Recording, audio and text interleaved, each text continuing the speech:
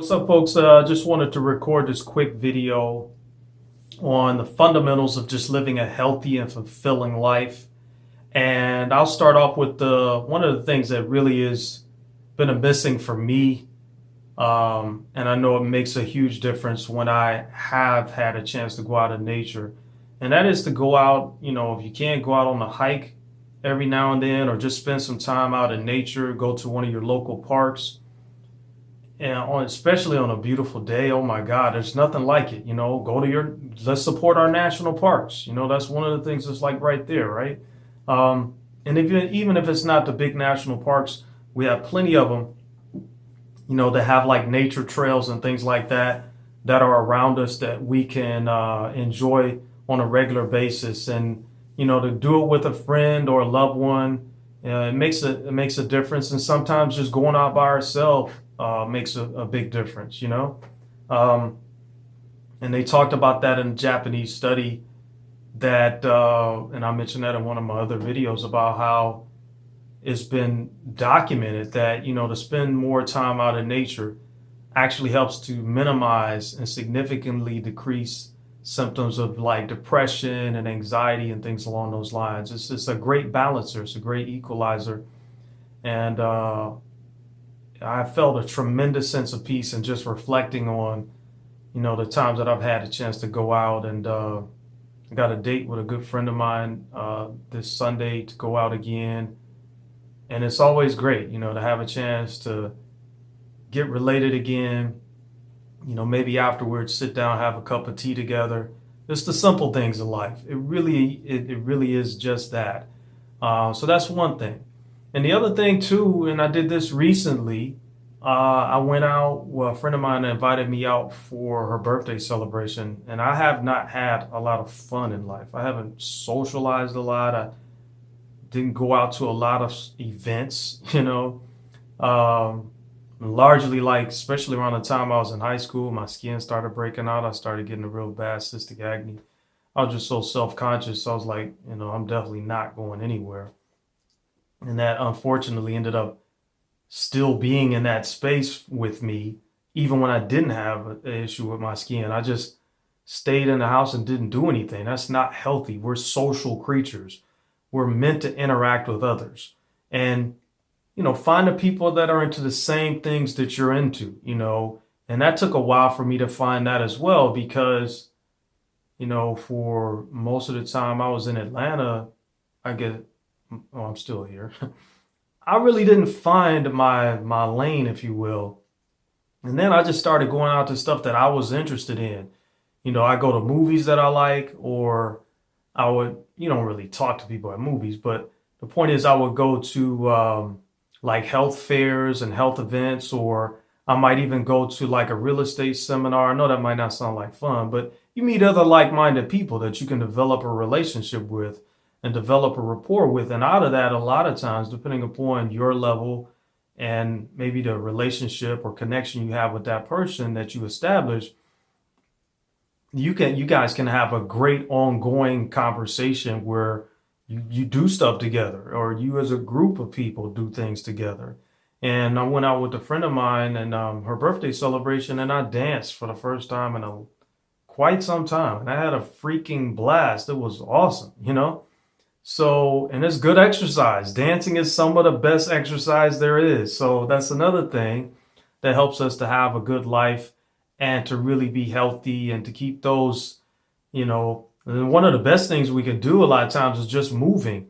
And dance is a great form of exercise, or just maybe studying martial arts, going to the gym and doing high intensity interval training. That may not be fun per se, in terms of how it occurs to most people. The point I'm getting to is that in those activities, we're sweating.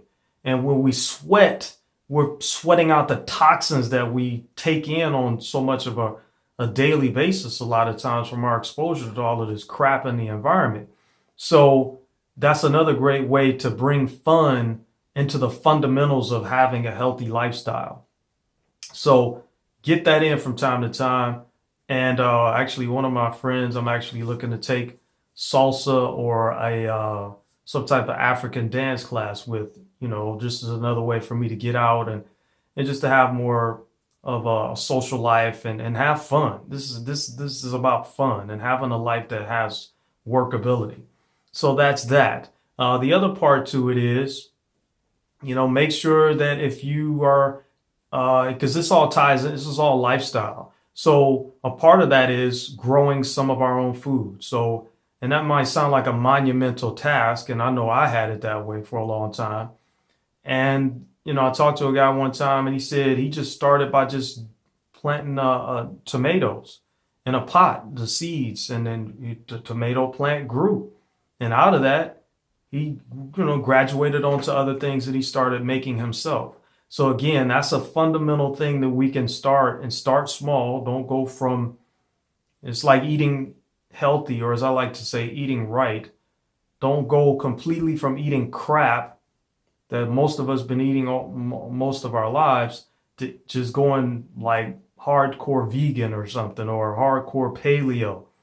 Take your time, graduate into that lifestyle, because that's really what it is. And so to really start, growing some of our own food, if we can, if you have the setup for that, that's a great way to create that shift. Another way is to support local farmers that are, growing their food with integrity. Develop a relationship with them. If they're growing their food organically, sustainably, or naturally grown, typically, especially if they're organically grown, there's no herbicides or pesticides sprayed. And sustainably grown, as I understand it, is another way that the foods are grown without any herbicides or pesticides. And the same thing for naturally grown. It's just that organically grown, they have to go through more government bureaucracy and pay a lot more out in terms of rules and regulations or guidelines. And that's what causes the price of those organic foods to go up so high to where it's difficult for most people to afford it. So most people just completely take themselves out of that conversation because they're like, that's just too expensive.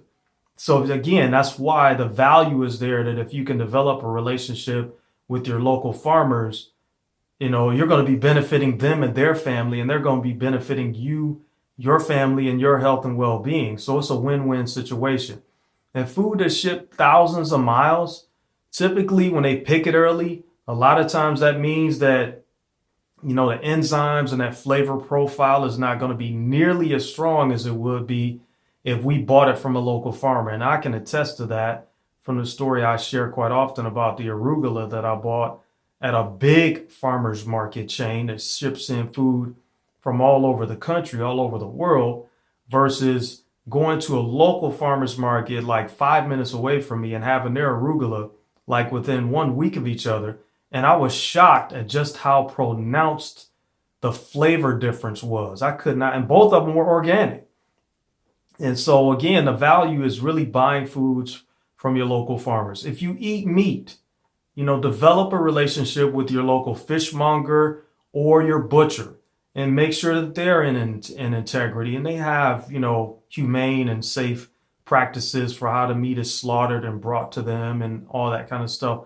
All of that's, and most of the time it's usually going to be halal or kosher. That's the best way to get your meat, in terms of it being ethically sourced.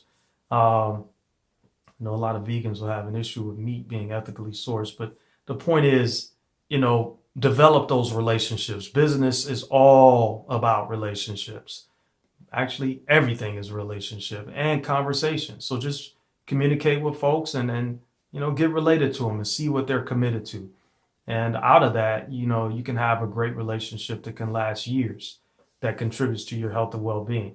Prepare more of your own meals at home. That is really important because so many people eat out all the time. And a lot of times you don't know where a lot of this stuff is coming from or the spirit of the people that prepared the food. So to actually set aside a day when, let's say, we can, prepare 3 or 4 meals, and then, let's say set out one for that Monday when we go to work. And then Tuesday through Thursday, you could put those in a freezer and then take them out like the night before so that you're ready with something good and healthy that you prepared and you prepared with love. And that's going to make all the difference in the world. And start out with simple recipes, like Jamie Oliver that did the TV show Food Revolution. He has a show on Create TV. If you have that with your cable service, it's like a PBS channel. And on that particular channel on PBS, he has a 5 ingredient recipe show. So everything he prepares on that show is 5 ingredients or less. And and the whole point is helping people to shift that conversation around meal prep and healthy eating and it's not going to taste good. That's complete nonsense. It's about using fresh herbs and spices and, implementing a lot of the things that he does on that show when it comes to just finding simple and nutritious meals that are just great for you. So it can be fun, and that's really the stated goal of my whole brand and what I'm creating is just to share with people that, hey, folks, food can be fun. It's artistry.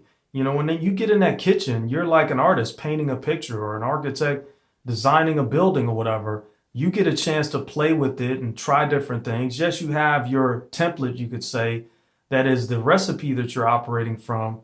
And at the same time, you may be out of a particular ingredient or spice sometimes. And then that's where you get a chance to get creative and try something different and implement that.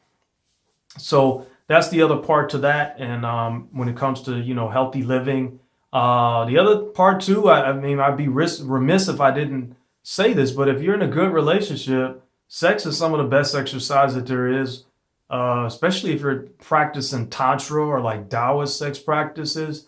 That takes your intimate love making to a whole nother freaking stratosphere. And if you get a chance, check out some of the works of Mantang Chia, who has Cultivating Male Sexual Energy. And he also has, I believe, that a book by the same title for women, women cultivating their sexual energy. So, and those are all practices of health. Those are all practices of well-being. Buying foods when they're in season, blueberries or like cilantro as an example. I always remember I was at that same local farmer's market where I bought the arugula that just tasted like way better than the other one where they had it shipped from wherever. And it was around a particular time of the year when it was really hot. And I asked the farmer for some arugula and I didn't know it at the time, but he said, well, arugula is only grown certain times of the year. It's a seasonal vegetable or herb. And I was like, oh, and I just had it. I think like a lot of us do that certain foods, if not all of them, just grow all year round. That's a part of where the disconnect has come from with people that have so many of us, just especially children nowadays, completely out of tune with where their food comes from. I remember watching this one documentary and they were asking this one child, where did they think potatoes come from or something like that, or French fries? And they said, or vegetables. I think the question they asked them was, where do you think vegetables come from? And the child said, McDonald's. Excuse me. I'm like, goodness gracious. That's a part of how far we have gotten away from our source. And it's like anything else. You could even use the conversation around finances. If we give all of our trust over to the fund manager and we don't take on learning some things about health and nutrition or learning some things about money and finances, then how can we be in an intelligent conversation or ask intelligent questions with that person if we haven't taken the time to do some study and research on our own? And ideally, the goal really, as I have it, should be that we take that back and put it in our own life, whether it's managing our finances and what we invest in, or, our health and well-being and the food that we eat and we put in our body, as opposed to something that's been sprayed with herbicides and pesticides and shipped from thousands of miles before it gets to our table. And, so it's just a whole consciousness that I really have it, that in order for people to have the life that they're worthy of having, to really be able to enjoy the fruits of our labor for all the work that so many of us do, to really have the chance at longevity, to really enjoy our spouse and our children. Hopefully we have healthy relationships. Unfortunately, a lot of people don't. That can shift. And that said, for us to really be able to enjoy the fruits of our labor, one of the best ways to achieve that is by getting back to basics. And a lot of that is going to go a long way towards helping us to sleep at night so that we can more effectively manage our stress levels. And stress kills. And people are stressed out so much these days because of all the work that they do and the commute to and from work and the demands that it could just make it a challenge to have a life that really has that workability. So all I would request of you folks is be encouraged and know that you can do it. Know that health and eating healthy can be fun and interactive, and it's really about enjoying our life and getting out into the world and getting related to other people that are doing some really great works and developing relationships with those folks to have more fun and workability in our life. So I just thank you so much for your listening, and I wish you nothing but the best of health. Be well and take care of yourself until next time.